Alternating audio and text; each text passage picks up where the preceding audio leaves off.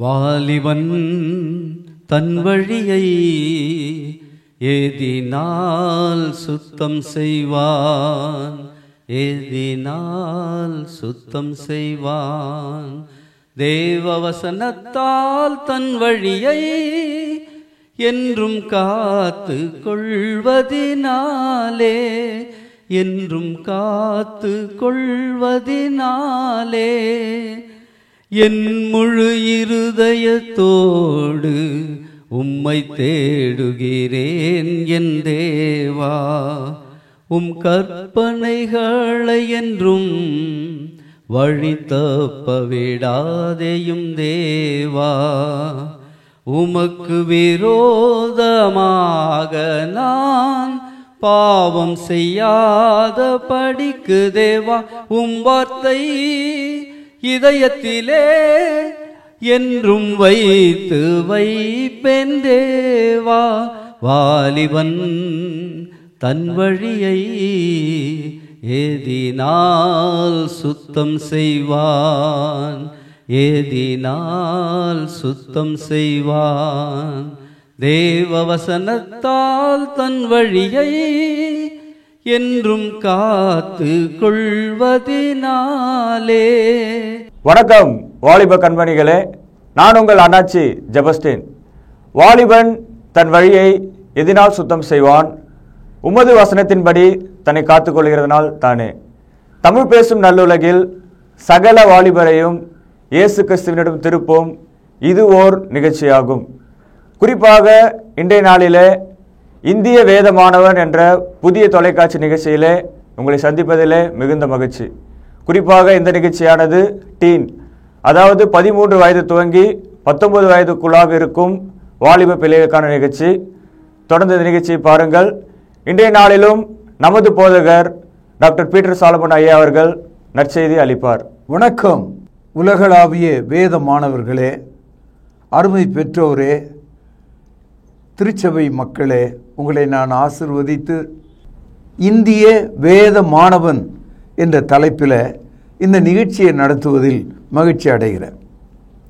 இன்றைக்கு நம்மை சுற்றிலும் இருக்கிற சபைகளில் ஊழியம் செய்கிறவர்களை, போதகர்களை பார்க்கிறோம். வேத மாணவர்களை பார்க்கிறோமா? வேத மாணவர்களை உருவாக்கும்படி பெற்றோர்கள் அவசரமாக, ஆயத்தமாக, ஆர்வம் உள்ளவர்களாக, அதற்காக ஒப்பு கொடுக்கிறவர்களாக தங்கள் பிள்ளைகளை வளர்க்கிறார்களா? வேத மாணவன் ஏராளமாக இன்று தேவைப்படுகிறான். A Bible student is very much necessary today. காரணம், வேத மாணவன் வந்தால்தான் இந்த தேசம் முழுவதும் நற்செய்தியை சொல்ல முடியும், திருச்சபைகளை வளர்க்க முடியும், தேவனுடைய சித்தத்தை எடுத்து போதிக்கிற மனிதர்களை நீங்கள் கவனிக்க முடியும். ஒரு காலத்தில் பெற்றோர்கள் விசுவாசத்தில் உண்மையுள்ளவர்களாக இருந்தவர்கள் தங்களுடைய தலைச்சன் பிள்ளைகளை, முதல் பிள்ளையை கர்த்தருடைய ஊழியத்துக்கென்று ஒப்பு கொடுத்தார்கள். ஆனால் இப்பொழுது இருக்கிற பெற்றோர்கள் பிறக்கும் போதே அவன் உயர்ந்த பதவியும் அதிக சம்பளத்தையும் பெறத்தக்கதாக அவனுக்கான ஒரு கல்வி முறையை, திட்டங்களை ஆரம்பம் முதலே வகுத்து வீட்டை விற்று, நிலத்தை விற்று அவனை படுக்கைய வைத்து அவனை தேசத்தில் பெரும் செல்வந்தனாக மாற்ற வேண்டும் என்று விரும்புகிறார்கள். ஐஸ்வர்யவான்கள் தான் அப்படி செய்கிறார்கள் என்று பார்த்தால் ஏழைகளும் அதை தான் செய்கிறார்கள். இதையெல்லாம் நம்ம பத்திரிகைகளிலும் தொலைக்காட்சிகளிலும் தினமும் நம்ம பார்க்கிறோம். We raise our children only to become rich in this world. இந்த உலகத்தில் நம்முடைய பிள்ளைகளை ஐஸ்வர்யவான்களாக மாற்றவே நாம் விரும்புகிறோம். ஆனால் நாம் இயேசுவை பார்ப்போம். அவருடைய பிறப்பிலே அவர் மிகவும் ஏழ்மை உள்ளவராக இருக்கிறார். ஆனால் அவருடைய தகப்பன், பரலோகத்தில் இருக்கிற தேவன், வானத்தையும் பூமியும் உண்டாக்கிய சர்வேஸ்வரனாக, எல்லா அதிகாரம் உடையவராக, எல்லா ஐஸ்வர்யம் உடையவராக இருக்கிறார். ஆங்கிலத்தில் இப்படி சொல்வார்கள், ரிச் ஃபாதர் புவர் சன். இன்றைக்கு 13 வயது முதல் 19 வயது உடைய இந்த டீன்ஸ் இந்த 13 19 வயதுடைய வாலிபர்களை, அவர்களுடைய வாழ்க்கையை, அவர்களுடைய செயல்களை எல்லாம் நாம் தினமும் படிக்கிறோம், தொலைக்காட்சிகளில் பார்க்கிறோம். 17 வயது வாலிபன் கொலை செய்கிறான், பெரும் திருட்டு விஷயத்தில் ஈடுபடுகிறான், சரீர வாழ்க்கையை கெடுத்து கொள்ளும் ஆபாசங்களால் நிறைந்த வாழ்க்கைக்குள்ளே சென்று விடுகிறான். இந்த வாலிபர்கள் மத்தியில் அவர்கள் வெறுக்கிற ஒரு முதல் காரியம் எதுன்னு நீங்கள் பார்த்தீங்கன்னா, அவர்கள் ஏழ்மையாக இருக்கிறதை வெறுக்கிறார்கள். Today's children in the teens, they hate the poverty. நீங்கள் நன்றாக கவனித்து பாருங்க, எல்லா வீட்டு பிள்ளைகளும் அவர்கள் ஏழ்மையாக இருக்கிறதை வெறுக்கிறார்கள். அதற்காக எதை வேண்டுமானாலும் செய்ய அவர்கள் துணிகரம் உள்ளவர்களாக இருக்கிறார்கள். என் அன்பு சகோதரர்களே, நாம் இயேசுவை பார்க்கும்போது அவரிடத்தில் கற்றுக்கொள்ளக்கூடிய ஒரு பாடம், ஒரு நல்ல வேத மாணவனாக இயேசு என்ன செய்கிறார்? அவர் அநேகரை ஐஸ்வர்யவான்களாக மாற்ற அவர் தம்மை ஏழையாக ஒப்பு கொடுத்தார். அவர் தேவனுடைய ரூபமாயிருந்தார். அதை ஒரு கொள்ளையாடின பொருளாக எண்ணாமல் தம்மை தாமே வெறுத்து அடிமையின் ரூபம் எடுத்து மனுஷ சாயலானார். சிலுவையின் மரண பரியந்தமும் அவர் அவ்விதமாகவே இருந்தார் என்று பிலிப்பியர் 2 அதிகாரம் 7-8 வசனங்களை நாம் படிக்கிறோம். Christ become poor. சகோதரர்களே, வேத மாணவர்களே, 13 முதல் 19 வயது இளைஞர்களே, நீங்கள் ஏழையா இருப்பதை வெறுக்கிறீர்களா? அந்த ஏழ்மையின் வெறுப்பை தான் உங்கள் வாழ்க்கை மாற்றுகிறது. நீங்கள் ஐஸ்வர்யம் அடைய வேண்டும் என்று எல்லா விதமான தீமைக்கும், பாவத்துக்கும், துணிகரங்களுக்கும், அக்கிரமங்களுக்கும், கொலைகளுக்கும், வெறிகளுக்கும், தேச துரோகங்களுக்கும் நீங்கள் ஈடுபடுகிறீர்கள். நீங்கள் வேத மாணவனாக மாற வேண்டும். நீங்கள் வேதத்தை படிக்கிறவனாக மாறும்போது உங்கள் வாழ்க்கை சீர்படும். தேவன் உங்களை ஆசீர்வதிப்பார். உங்கள் இருதயத்தின் ஆழத்தில் சிறு வயது முதற்கொண்டே ஒரு வெறுப்பு உண்டாகிறது. இன்றைய உலகத்தில் 1000, 10,000, லட்சம், 10 லட்சம், 1 கோடி. உங்கள் கையில் 1 கோடி ரூபாய் இருந்தால் ஒரே கடையில் அந்த 1 கோடி ரூபாய்க்கு பொருளை வாங்கிவிட முடியும். ஒரு கடையிலேயே நீங்கள் அந்த வியாபாரத்தை செய்துவிட முடியும். சகோதரர்களே, அந்த அளவுக்கு இப்பொழுது இருக்கிற உலகம் பொருள் விஷயத்தில் பெருகி இருக்கிறது. எல்லா இடங்களிலும் இந்த ஓப்பன் மார்க்கெட் என்ற அளவில் பொருளை வாங்கவும் பொருளை விற்கவும் பொருள் சந்தை ஒன்று தலைவிரித்து ஆடுவதை பார்க்கிறோம். கையில் உள்ள செல்போன் வழியாக பணங்களை நாம் செலுத்தலாம், பொருட்களை வாங்கலாம். ஒவ்வொரு இளைஞன் கையிலும் 10,000 ரூபாய் உள்ள ஒரு செல்போன் இருந்தால் அடுத்த ஆண்டு அது 20,000, 80,000, லட்சம் என்ற அளவில் இளைஞர்கள் இன்றைக்கு அதை விரும்புகிறார்கள். இல்லாத இளைஞர்கள் கொடுமைக்குள் தள்ளப்படுகிறார்கள். தேவன் நம்முடைய வாழ்க்கையில் இருக்கிறார் என்பதையும் வழி நடத்துகிறார் என்பதையும் நாம் உணர வேண்டுமானால் நாம் இந்த ஐஸ்வர்யத்தின் மீது கண்ணை வைக்காமல், இந்த பொருளின் மீது, இந்த சந்தையின் மீது நம்முடைய மனதை செலுத்தாமல் ஒரு நல்ல வேத மாணாக்கனாக வேத வசனத்தை கற்றுக்கொள்ளும்படி உங்களை தாழ்த்தினால் நீங்கள் சீர்பெறுவீர்கள், நலன் பெறுவீர்கள். உங்களுடைய இருதயம் சாந்தப்படும். சகல பொல்லாப்பாகிய பாவத்திலிருந்து நீங்கள் தப்பிக்கொள்ள முடியும். 2 கொரிந்தியர் 8 அதிகாரம் 9வது வசனம். நம்முடைய கர்த்தராகிய இயேசு கிறிஸ்துவின் கிருபையை அறிந்திருக்கிறீர்களே.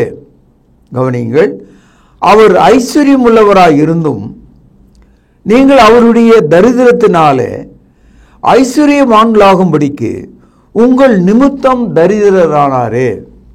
இந்த ஒரு வசனத்தை வாலிப பிள்ளையே, வேத மாணாக்கனே, நீ புரிந்து கொள். In order to you become rich, he become poor. உன்னை ஐஸ்வர்யவானாக்குவதற்காக அவர் தரித்திரம் உள்ளவரானார்.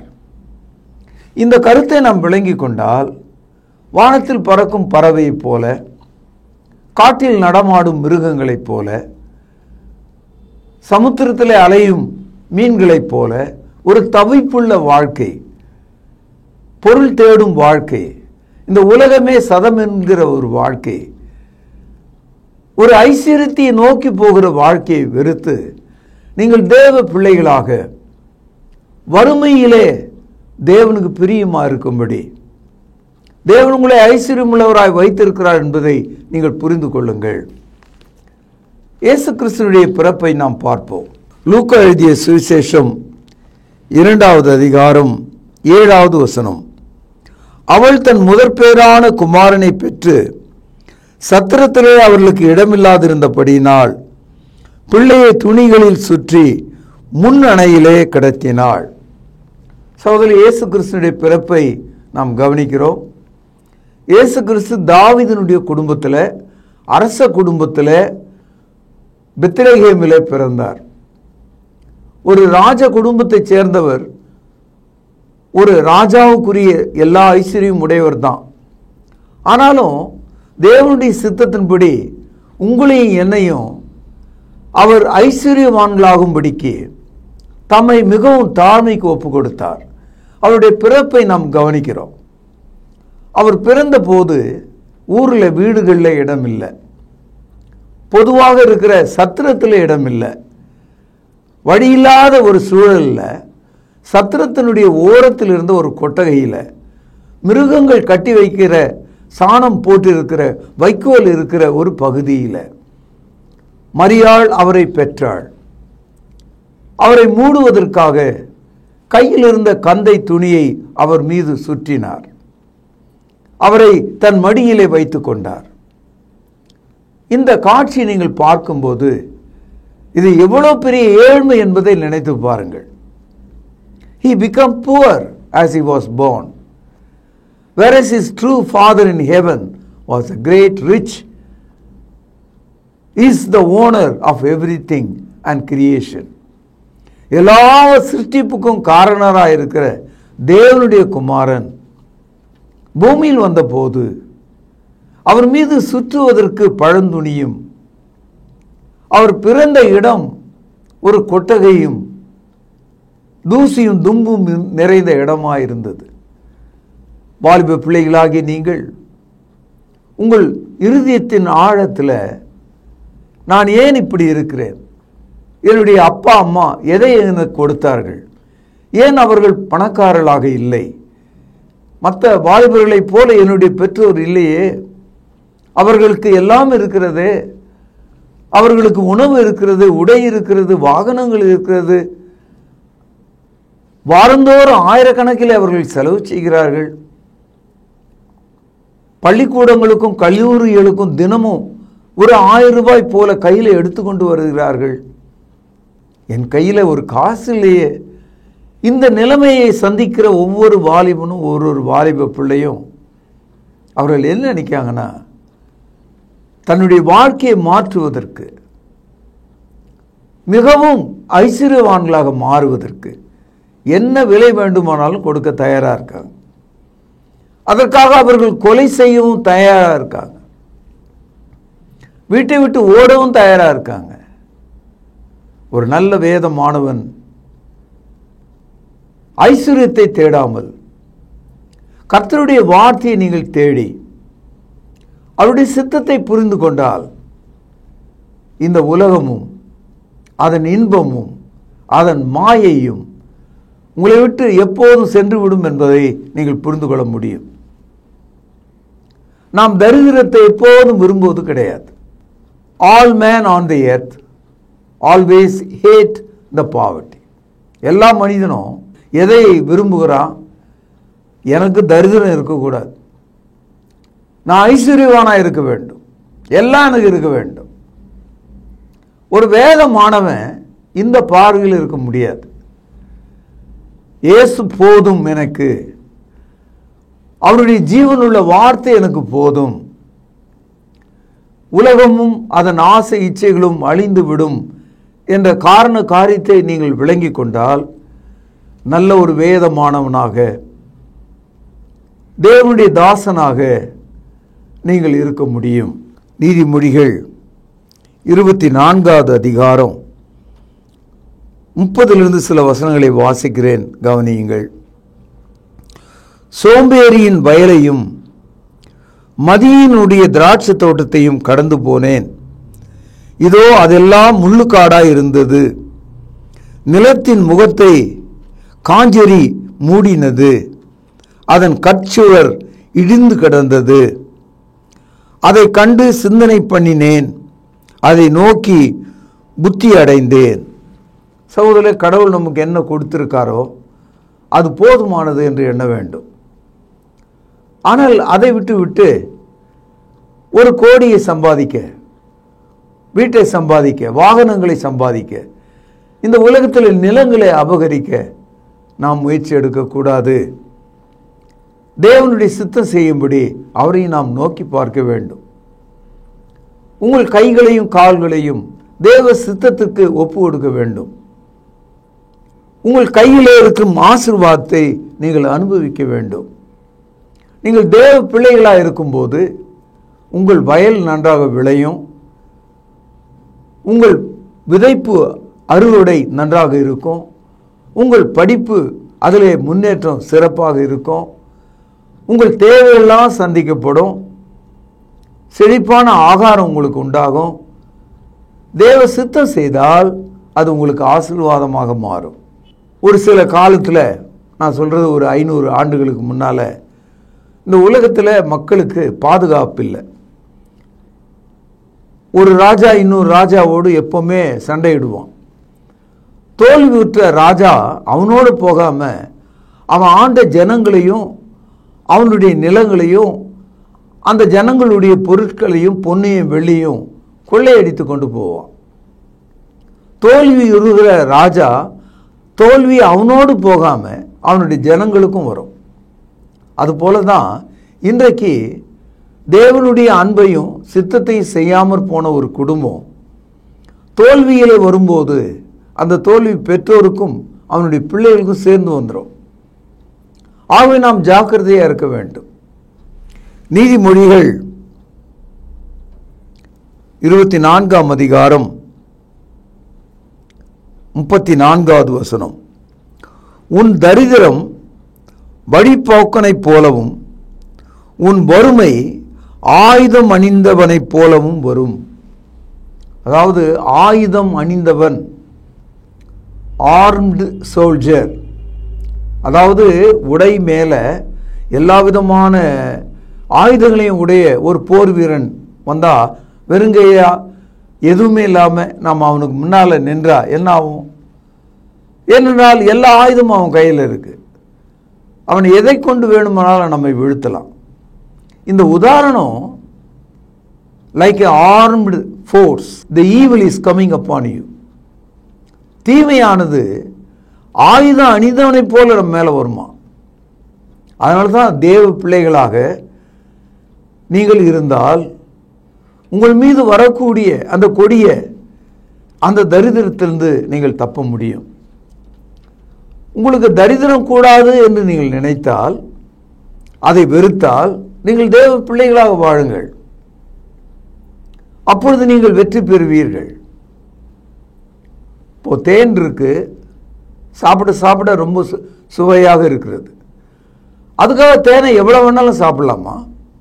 அதுபோல ஐஸ்வர்யத்தை நாம் தேடுகிறோம். எண்ணத்தை உண்போம், எண்ணத்தை குடிப்போம், எண்ணத்தை உடுப்போம். இந்த அளவில் நம்ம அதை நிறுத்திக்கணும். அதிகமான தேனை சாப்பிட்டால் நமக்கு வாந்தியும் பேதியும் உண்டாகும். ஐஸ்வர்ய மயக்கத்தில் விழுந்து விட்டால், சிறுவயது முதலே ஐஸ்வர்யத்தை தேடுகிறவர்களாக மாறிவிட்டால் உங்கள் உடல் நலிந்துவிடும், வியாதிப்பட்டுவிடும், பலவித நோய்கள் உண்டாகும், மனநோய்கள் உண்டாகிவிடும். உங்களுடைய வருமானம் எவ்வளோ பெருகிறதோ அவ்வளோ நோய்களும் உங்களுக்கு வந்து சேரும். ஏன்னா நீங்கள் தேவன் இல்லாத ஒரு ஐஸ்வர்யத்தை, கிறிஸ்து இல்லாத ஒரு ஆசீர்வாதத்தை நீங்கள் தேடுறீங்க. ஆக இளைஞர்களே, நீங்கள் தேன் தேன் என்று தேடாமல் போதுமானது என்று உணர்ந்து கொள்ளுங்கள். கர்த்தர் உங்களை ஆசீர்வதிப்பார் என்று எண்ணுங்கள். நீதிமொழிகள் 24ஆம் அதிகாரம் 13-14 வசனங்கள். மகனே, தேனை சாப்பிடு, அது நல்லது. கூட்டிலிருந்து ஒழுகும் தேன் வாய்க்கு இன்பமாயிருக்கும். அப்படியே ஞானத்தை அறிந்து கொள்வது உன் ஆத்துமாவுக்கு இன்பமாயிருக்கும். அதை பெற்றுக்கொண்டால் அது முடிவிலே உதவும். உன் நம்பிக்கை வீண் போகாது.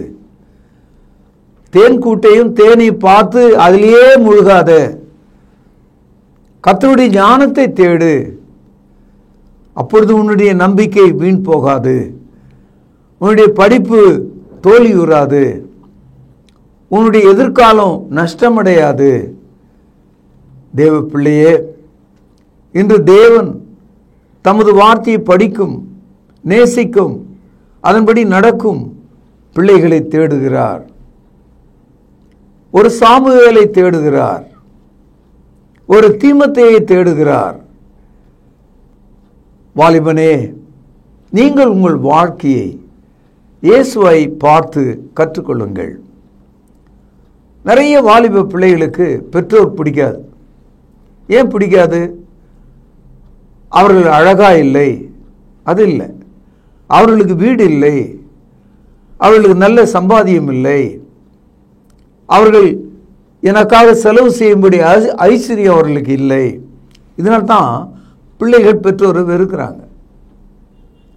ஆக இந்த ஐஸ்வர்யத்தின் மயக்கம் make the children today to hate God, hate his parents.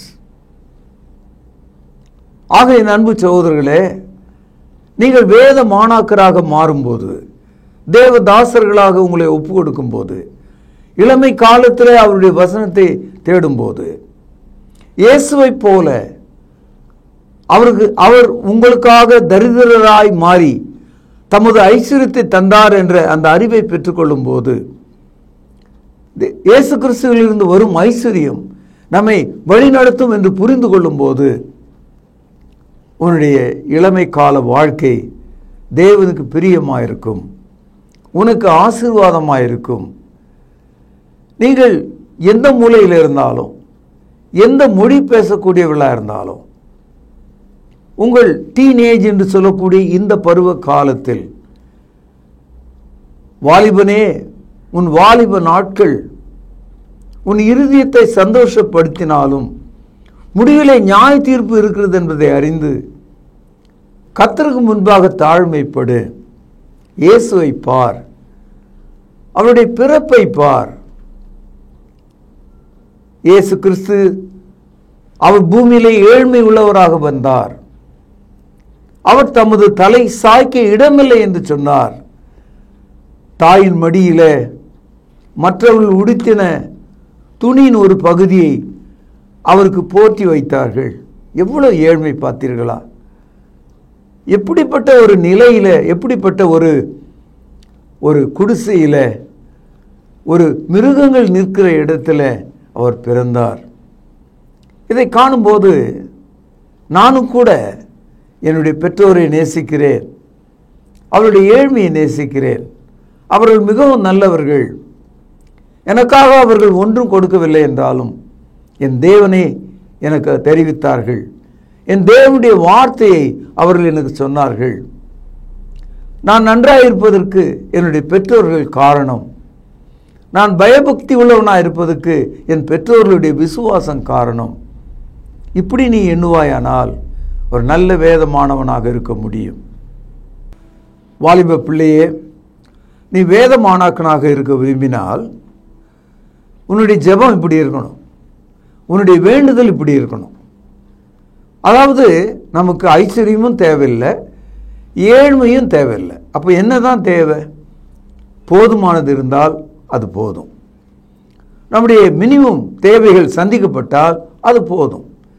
நீதிமொழிகள் 30வது அதிகாரம் 9வது வசனம், நான் பரிபூர்ணம் அடைகிறதுனால் மறுதலித்து கர்த்தர் யார் என்று சொல்லாதபடிக்கும், கவனிங்க, தரித்திரப்படுகிறதுனால் திருடி என் தேவனுடைய நாமத்தை வீணிலே வழங்காத படிக்கும், கவனிங்கள், என் படியை எனக்கு அளந்து என்னை போஷித்தருளும்.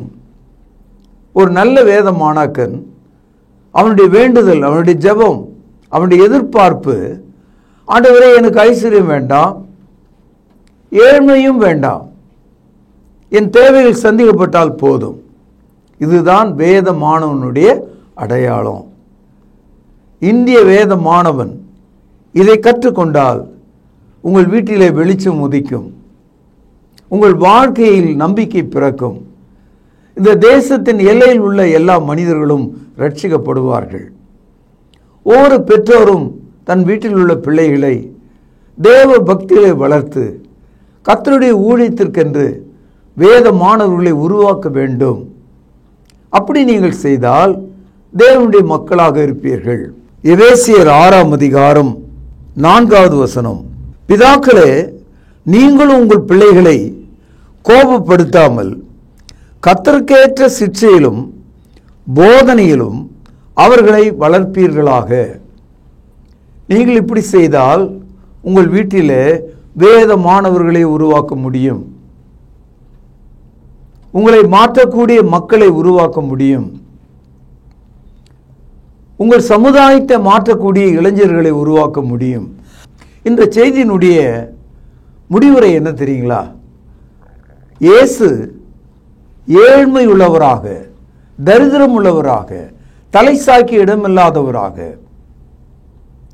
அவர் பிறந்தார் என்பதை நாம் புரிந்து கொண்டால் அவரிடத்தில் எந்த வெறுப்பும் இல்லை, மாறாக தேவனுக்கு பிரியமாயிருக்கும் குணம் மட்டுமே இருந்தது.